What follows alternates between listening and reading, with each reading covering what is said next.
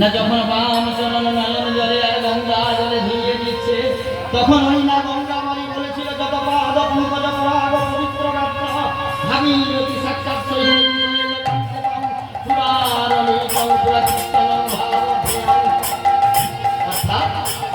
যে পাদ কর্ম হতে আমি উদ্ভব হয়েছিলাম, গঙ্গা বাড়ি বলছে যে পাদ কর্ম হতে আমি উদ্ভব হয়েছিলাম, বাড়ি রূপা হয়ে আজ মর্তধামে দিয়ে গিয়েছিলাম, পুনরায় আবার কলিযুগে আমি মহাপ্রভুর চরণ যুগল ছিলাম।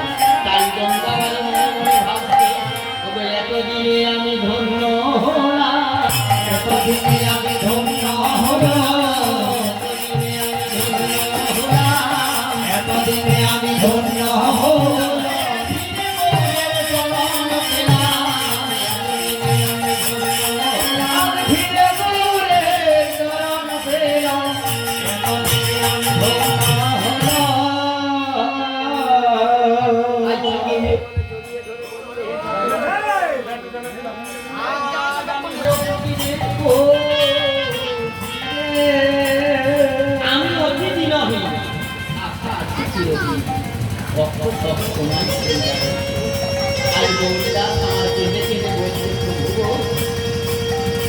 আমার বহুদিনের আশা, যদি আপনি কৃপা করেন, যদি আপনি অনুমতি দেন, তবে মনের কথা আমি বলবো। ভগবান আমার ভক্তকে বলছে, ভক্ত তোমার মনের কথা জানবার জন্যই আমি এসেছি, তোমার মনের দুঃখ জানবার জন্য এসেছি, বলো না তোমার মনে কি কষ্ট কথা কি আশা। না প্রভু, ছোট মুখে বড় কথা বলা যায় না, যদি যখন অনুমতি দিলেন তখন একটি সত্য কথা বলি, যদি কোনো ভুল ত্রুটি হয়ে থাকে নিজ সন্তান মনে করে, নিজের ছেলের মতো মনে করে আমায় ক্ষমা করে। আজ বড় জোরে চরণ যুগলে জড়িয়ে ধরে কেঁদে কেঁদে বলছে, প্রভু যদি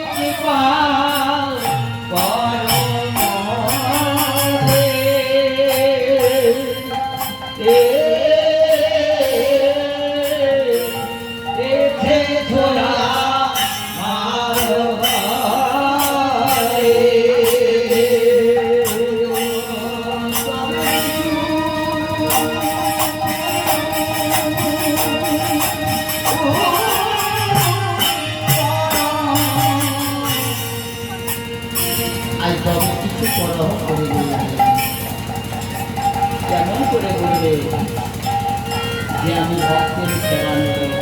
যদি বলে আমি বৈষ্ণব সেবা করাবো, সেটা হয় অহংকার। যদি বলে আমার অনেক কিছু আছে, আমি হরিনাম সংকীর্তন করাবো, সেটা হয় অহংকার।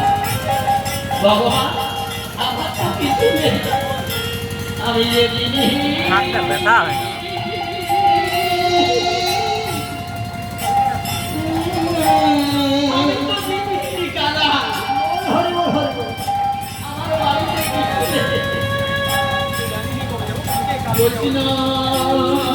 সেবা করবার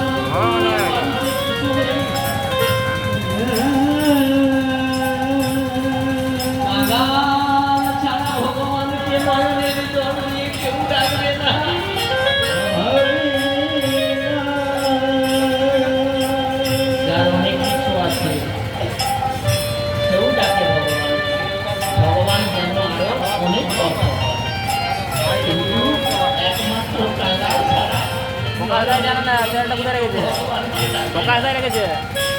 হরিদাস যখন নয়নের জলে ভেসে গেলে বলছে, হে ভগবান, আমি তো দিনহীন কাঙাল, আমার বাড়িতে কিছু নেই, আমি কেমন করে বৈষ্ণবের সেবা দেব?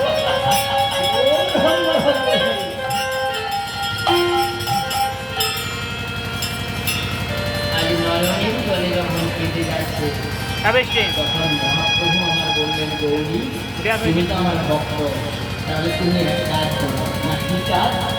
ও গো ভেবো না গৌরী, নগরে কি মানুষ